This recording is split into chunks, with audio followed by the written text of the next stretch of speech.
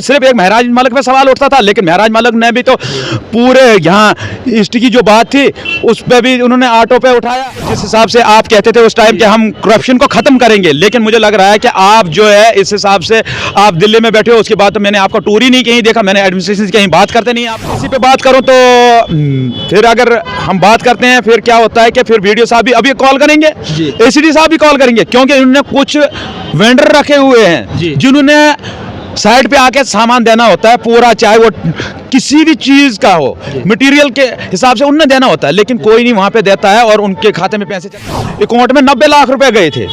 तो जब हमने कार्रवाई उस पर की थी तो उसके बाद वो कहने लगे कि एक दफा माफ कर दो, दोबारा हम ये नहीं करेंगे। को लेकर इलाका मरम्मत की आवाम जो है वो परेशान है।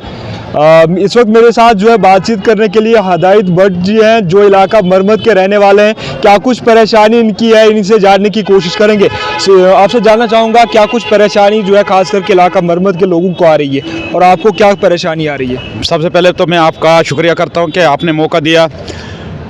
बात ऐसे है कि जो एमजी नरेगा की बात है तो बहुत ही मुश्किलातें हैं आम लोगों में, पूरे आम लोगों में ये मुश्किलातें हैं कि शीट निकलते हैं कुछ और उसके बाद पेमेंट होती है कुछ, क्योंकि जो आज के दिनों में चल रहा है, जो दिसंबर से शीटें निकली हैं उससे पहले निकली हैं शीटें, तो सिर्फ 7 दिनों की उनको पेमेंट हुई है, लेकिन 14 दिन की निकली है, 21 दिन की निकली है, लेकिन 7 दिन की पेमेंट हुई है। तो इसी में परेशानी है। दूसरी परेशानी हमारी इतनी बड़ी परेशानी है कि जो लोकेशन का मसला है, क्योंकि इस वक्त जो है लोकेशन पे जाके वहाँ हाजिरी लगानी है। मैं सीधी भाषा में कहता हूँ, अटेंडेंस जो होती है वो मैं सीधी भाषा में बोलता हूँ, देसी भाषा में, कि हाजिरी लगानी है। जो लोग वहाँ पे बेचारे मजदूर काम करते हैं, चाहे 6 होते हैं, 8 होते हैं, 10 होते हैं, सबके फेस नजर आने चाहिए। उसके बाद जो है मोबाइल कैप्चर करता है और फोटो लेता है, लेकिन कई दिनों से मुश्किलातें आ रही हैं लोगों में कि फेस जो है कैप्चर नहीं हो रहे हैं, उसके बाद हाजिरी उनकी कट हो जाती है। लेकिन इसी मुद्दे पे जब हमने बात की वीडियो साहब से या उनके मुलाजमीन से, तो वो कहने लगे कि इसमें जो है पीछे से ही प्रॉब्लम है, ऊपर से ही प्रॉब्लम है। तो मुझे समझ नहीं आती, जब ऊपर से प्रॉब्लम है तो उसके बाद जब शीटें निकलती हैं, हमारी जो 14 दिन की शीटें निकलती हैं, 7 दिन की शीटें निकलती हैं, उसमें से टोटल 4 या 5 दिन आएंगे, तो जो वहाँ पे मजदूर लगाए होंगे तो उनको कहाँ से पैसे देने हैं। नहीं, जो मुलाजमीन है उनसे आपने ये नहीं पूछा कि ये 14 दिन की शीट निकली है और पेमेंट 6-7 दिन की हो रही है। जब मैंने उनसे ये बात की, जब हमने गूगल पे सर्च मारा, उसके बाद हमने पूरी निकाली, क्योंकि आज जॉब कार्ड नंबर पे सब कुछ निकलता है। जब मैंने अपनी जब जॉब कार्ड पे मैंने अपनी हाजिरी निकाली तो 13 दिन जो है मेरी हाजिरी लगी हुई है, लेकिन 7 दिन की टोटली पेमेंट हुई है। मैंने कहा ये बाकी 6 दिन कहाँ मेरे चले गए? कहते हैं पैसा ही नहीं है। तो पैसा गया कहाँ? मैं एडमिनिस्ट्रेशन से पूछता हूँ ये पैसा कहाँ गया है? मजदूरों को तो मजदूरी दो, ये कौन सा बेरोजगार भत्ता है? कहते थे हम रोजगार लाए हैं, ये कौन सा रोजगार है कि हम लोगों को बेरोजगार बना दिया। बहुत मुश्किलातें हमारी आ रही हैं, क्योंकि हमने मजदूर जो कहीं भी मैं भी मजदूरी एक करता हूँ, मैं भी मजदूर हूँ। अगर मैं किसी आपके साथ 1 दिन लगाऊंगा मैं तो दिन की पेमेंट लूंगा, 2 दिन लगाऊंगा 2 दिन की पेमेंट लूंगा, लेकिन जब बेचारे मजदूर करते हैं और उनको पेमेंट नहीं मिलती तो मुश्किलातें आती हैं। इसमें मैं एडमिनिस्ट्रेशन से ये गुजारिश करता हूं कि उनकी पूरी पेमेंट मिलनी चाहिए किसी भी सूरत में। नहीं, आपने वीडियो या फिर एसीडी से कोई राब्ता करने की कोशिश नहीं? हमने जो मुलाजमीन हैं एक GRS से लेके तो वीडियो साहब तक ये पूरी बात पहुंचाई कि इस हिसाब से हमारा ये हो रहा है, और उनको हमने दिखाया भी। उसके बाद मैंने मोबाइल पर जो मेरी शीटें निकली हुई हैं मैं वो भी आपको थोड़ी सी दिखाऊँ कि किस हिसाब से शीटें निकली हैं और क्या इन्होंने किया है। मुझे इस चीज़ की समझ नहीं आती है कि इसमें क्या है। जैसे कि ये है, मैं दिखाता हूं आपको, 14/12/2024 को शीटें निकली हैं और 27/12/2024 तक, यानी कि 13 दिन की शीट निकली है, लेकिन 7 दिन की टोटली पेमेंट हुई है वो 1813 रुपये पेमेंट हुई है। तो हमारे 6 दिन की कहाँ पेमेंट गई है? मैंने वीडियो साहब से पूछा, कहते हैं ऊपर से पैसा ही नहीं आएगा, जो ही आएगा आपको मिल जाएगा। लेकिन 2 साल या 3 साल से हमारी जो पेमेंट है इसी हिसाब से वो गायब होती है। नहीं, उसके बारे में क्या कहते हैं कि 2-3 सालों से जो पेमेंट है रुकी हुई है, वो पैसा आखिर कहाँ गया? अगर मैं इसी पे बात करूं तो फिर अगर हम बात करते हैं फिर क्या होता है कि फिर वीडियो साहब भी अभी कॉल करेंगे, एसीडी साहब भी कॉल करेंगे, क्योंकि उन्होंने कुछ वेंडर रखे हुए हैं जिन्होंने साइड पे आके सामान देना होता है पूरा, चाहे वो किसी भी चीज़ का हो, मटेरियल के हिसाब से उन्हें देना होता है, लेकिन कोई नहीं वहाँ पे देता है और उनके खाते में पैसे चले जाते हैं। कि जो मेट इन्होंने आगे बनाए होते हैं उनको कुछ नहीं मिलता है। क्या इन वेंडर्स पे जो है कोई कार्रवाई होनी चाहिए? मैं कहता हूँ जिसको 50 लाख या 90 लाख, पिछले साल नहीं उससे पिछले साल की मैं बात करता हूँ, एक वेंडर के अकाउंट में 90 लाख रुपए गए थे। तो जब हमने कार्रवाई उस पर की थी तो उसके बाद वो कहने लगे कि एक दफ़ा माफ़ कर दो, दोबारा हम ये नहीं करेंगे।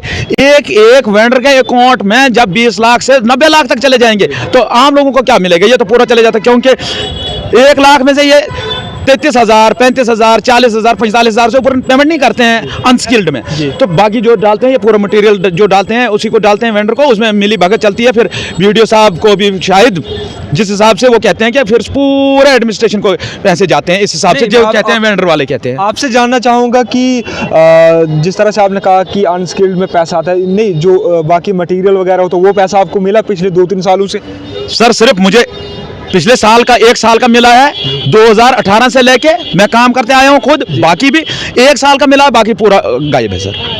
1 ही साल का मिला है, बाकी पूरा गायब है सर। क्योंकि बाकी भी आवाम की अगर हम बात करें तो मरमत की आवाम लगातार ये जो है सवाल उठा रही है कि वहाँ पर जो है उन्हें पैसा जो है नहीं मिल रहा, जो खास करके वहाँ पर जिसे हम देसी भाषा में मिस्त्री का पैसा कहते हैं वो पैसा उन्हें नहीं मिल रहा, सिर्फ अनस्किल्ड का ही जो है वो पैसा मिल रहा है। तो इस पर जो है एमएलए साहब से क्या कोई रिक्वेस्ट कर रहे हैं? मैं ये एमएलए साहब से कि जिस हिसाब से आप कहते थे उस टाइम कि हम करप्शन को खत्म करेंगे, लेकिन मुझे लग रहा है कि आप जो है इस हिसाब से आप दिल्ली में बैठे हो, उसके बाद तो मैंने आपका टूर ही नहीं कहीं देखा, मैंने एडमिनिस्ट्रेशन से कहीं बात करते नहीं आपको देखा। तो मैं आपसे गुजारिश करता हूं, यानी कि एमएलए जो इस वक्त हमारे एमएलए हैं, मैं तो भला ही दूसरी पार्टी का हूं लेकिन एमएलए तो हमारे भी हैं, मैं उनसे गुजारिश करता हूं कि आप फील्ड में आइए और इस पे ध्यान दीजिए कि ये अनस्किल्ड कहां चले जाता है, ये सेमी स्किल्ड कहाँ गया, ये सेमी स्किल्ड कहां चला गया। जो हमारा पैसा होता है मिस्त्री वगैरह का, मैं देसी भाषा में बोलूं तो वो भी नहीं मिलता है और बहुत मुश्किल आते हैं, क्योंकि ये करोड़ों का गफला चलता है फिर, तो ये हमारे पूरे मरमत में नहीं मिल रहा है। आपसे मैं गुजारिश थोड़ी सी करता हूं कि अगर आप मरमत में आके तो थोड़ी एक पंचायत में आके आते थे तो पूरा पता चल जाता था पानी का पानी और दूध का दूध के कितने लोग बेचारे दर बदर है वहाँ पे। नहीं एडमिनिस्ट्रेशन से क्या कुछ जो आपकी रिक्वेस्ट रहेगी, खास करके डीसी डोडा से क्या कुछ रिक्वेस्ट? मैं ये डीसी साहब से रिक्वेस्ट करता हूं कि थोड़ा सा इसमें देखिए आप सर, कि आपसे बहुत ही गुजारिश है कि आप आइए और इसमें देखिए कि जो यहीं से एसीडी साहब को या बीडीओ साहब को आप बोलिए कि ये पैसे कहाँ जा रहे हैं, क्यों ये पैसे नहीं आ रहे हैं गरीबों को, क्यों नहीं मजदूरों को मजदूरी मिल रही है, क्यों नहीं ये मजदूरी मिल रही है, क्या खता की है इन लोगों ने कि बेरोजगार इन्होंने ख़त्म करना था, रोज़गार देना था नौजवानों को और इन्होंने बेरोजगार बना दिया, क्यों बना दिया। मैं इस पर ये गुजारिश करता हूँ इनसे कि ये एक दफ़ा मरमत में आके तो बात करें वहाँ पे। और इसी के साथ जल शक्ति की जो बात है, तो मैंने डीसी साहब से जब जो ही डीसी साहब आए थे तो ब्लॉक दिवस पे आए थे ये मरमत में, तो मैंने उस टाइम ये बात की थी कि हमारे वाटर टैंक जो हैं मैं उनके नाम लूँगा, जिस अपर बेहता में एक वाटर टैंक बना है अभी तक उस दिन से भी पानी नहीं पड़ा है। उसके बाद एक और वाटर टैंक जो है लंगदहार बेहता में है, उस पर भी नहीं अभी तक कार्रवाई नहीं हुई, उसमें भी पानी नहीं पड़ा है। उसके बाद एक बेहता लवर बेहता में चुल्होत में सेंटर में बना है एक वाटर टैंक, उसमें भी अभी तक पानी नहीं पड़ा है और इन्होंने प्रॉमिस किया था कि 1 महीने के अंदर हम डालेंगे, लेकिन उसके बाद अभी तक जो पीएचई वाले थे वो कह रहे थे कि हम कल करेंगे, परसों करेंगे, 1 महीने के बाद करेंगे, अभी तक कहीं पानी नहीं, वहाँ पे किसी वाटर टैंक में पानी नहीं डाला है सर। नहीं, जो वाटर टैंक बनाया गया उसका काम मुकम्मल हो गया सर, उसमें मुकम्मल वो 6-6 साल से बने हैं, 4-4 साल से बने हैं। अब लीकेज होगी तो वो उनको पता होगा क्यों नहीं डाल रहे हैं पानी। अगर पानी डालते तो हमें पता चल जाता है कि पानी डाला है इसमें और लोगों को फायदा मिलता था उससे। अभी तक पानी नहीं डाला है सर उसमें एक में भी नहीं। इससे तो साफ तौर पर ये लगता है ना कि पैसा निकाल लिया है तो काम जो करना था वो हो गया, लेकिन लोगों को फायदा नहीं हो रहा उससे। सर पैसा यहाँ मैंने बोला पहले ही, भाजपा हुकूमत में सिर्फ जुमलाबाजी है सर, क्योंकि दिल्ली से लेके यहाँ तक जुमलाबाजी, सिर्फ भाजपा वालों ने सिर्फ जुमलाबाजी करनी है, लोगों को दिखाने हैं लॉलीपॉप, हम लोगों को दिखानी है। आपको पता ही है हमारे जम्मू कश्मीर में इस वक्त हुकूमत एनसी की है, लेकिन कुछ नहीं कर सकते हैं, सेंटर के अलावा कुछ नहीं कर सकते हैं। और हमें क्या दिक्कतें आ रही हैं, हमारे जो एमएलए साहब हैं इस वक्त विधायक हमारे बने हुए हैं, हमारे चुने हुए नुमाइंदे हैं, हमारे भी एमएलए हैं, लेकिन दिल्ली में बैठे हैं, जम्मू में बैठे हैं और कहीं बैठे हुए हैं, हमारे पास यहाँ पे है ही नहीं फील्ड में। अगर होते थे सिर्फ एक महराज मलक में सवाल उठता था, लेकिन महराज मलक ने भी तो पूरे यहाँ ईस्ट की जो बात थी उस पर भी उन्होंने ऑटो पे उठाया। बड़े बड़े कामों पे एमएलए का काम ये नहीं है कि छोटे छोटे मुद्दों पे उठाने हैं, उन्होंने बड़े बड़े काम उठाने थे, उन्होंने बड़े बड़े कॉलेजों की बात करनी थी, उन्होंने स्कूल की बात करनी थी, उन्होंने जल शक्ति जो जीवन हमारा मिशन जो चल रहा है उस पर उनने उस पर बात करनी थी, लेकिन उस पर बात नहीं की। उन्होंने ऑटो वालों पे बात की, लास्ट पे अगर ट्रांसपोर्ट ने बात की तो इस वक्त ऑटो वाले रो रहे हैं, पूरे जम्मू कश्मीर में इस वक्त ऑटो वाले रो रहे हैं, क्योंकि पर किलोमीटर उन्होंने 10 रुपये देने हैं, चाहे 2 सवारियां हैं या 4 सवारियां हैं, तो ऑटो वाले क्या कमाएंगे, शाम को बच्चों को क्या खिलाएंगे। महराज साहब ने भी एक स्टेप गलत उठाया और उसके बाद वो भी चला गए दिल्ली। लोगों को उम्मीद थी, गरीब लोगों ने उनको वोट दिया, उनको उम्मीद थी कि यहाँ पे एमएलए साहब बैठेंगे, हेडक्वार्टर पे बैठेंगे और यहाँ काम करेंगे, लेकिन वो बैठे दिल्ली में जाके, उन्होंने भी कंपेन चलाई और वो भी सलूट कर रहे हैं दिल्ली से, और दिल्ली हार गई।